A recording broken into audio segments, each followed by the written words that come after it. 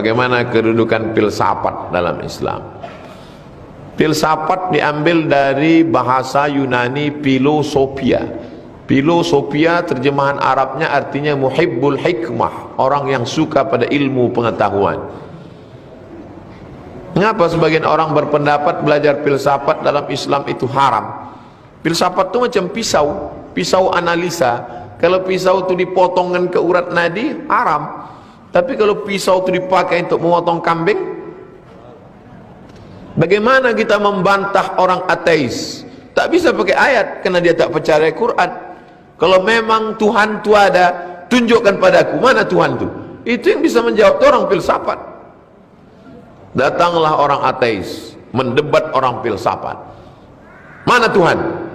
Dijawab pakai ayat. Qul huwallahu ahad, Allahu samad. Mana percaya dia Quran? Nabi Muhammad bersabda, dia tak percaya sama Nabi. Dia cuma percaya sama akalnya. Yang bisa menjawab itu orang filsafat. Kalau memang Tuhan itu ada, tunjukkan bahwa yang ada itu ada. Mana dia? Dijawab sama orang filsafat, tidak semua yang ada itu mesti nampak.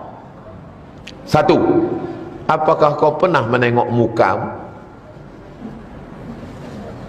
Bisa kita menengok muka kita? Tak bisa. Kapan kita baru bisa menengok muka? Ketika orang sedang duduk di tepi kolam, kolamnya di bawah pohon rindang. Saat mencuci muka, nampaknya mukanya pertama kali. Begitu mukaku rupanya.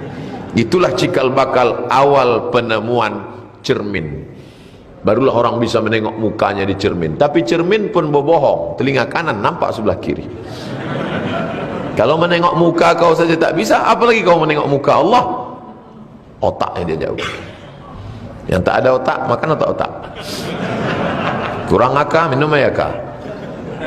Dua, orang yang kulitnya terlalu putih ingin berwarna, pergi dia ke pantai untuk berjemur. Orang-orang Eropa, orang Barat pergi ke pantai Kuta, naik pesawat, membayar hotel demi untuk berjemur. Nampakkah hitam itu masuk dari cahaya ultraviolet masuk ke dalam?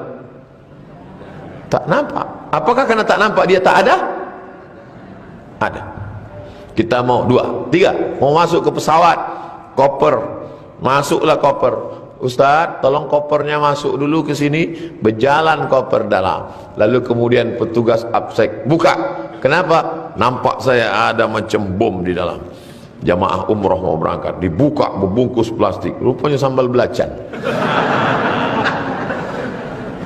Bukalah kaca tu, ada nampak cahaya X-ray. Ada, buka ujung sana, buka ujung sini, tak ada nampak. Apakah karena tak nampak lalu dia tak ada? Dia ada. Kalau cahaya X-ray tak bisa kau tengok, kalau mukamu pun tak bisa kau nampak, kalau cahaya ultraviolet tak ada nampak, maka bagaimana dengan nurun ala nur?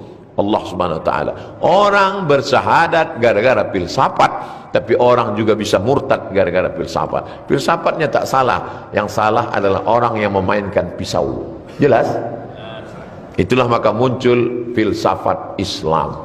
Filsafat itu diislamkan berdasarkan dalil-dalil Quran yang tajam. Akhirnya banyak orang bersyahadat masuk Islam gara-gara filsafat. Tapi kalau filsafat tidak dikendalikan oleh ulama, maka dia menjadi liar.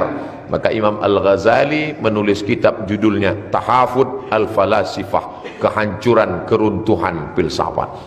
Jadi Imam Al-Ghazali itu seorang filosof ilmu kalam.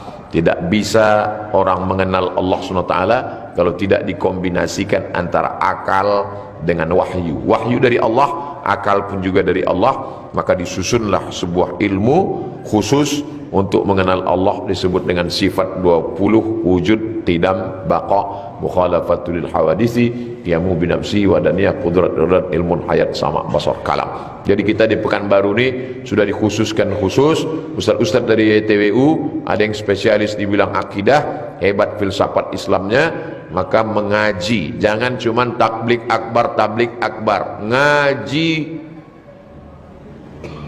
fikih mazhab Syafi'i, akidah Imam Abdul Hasan Asy'ari, tasawuf Imam Junaid Al-Baghdadi, hadis, kitab-kitab kutub sittah, tafsir.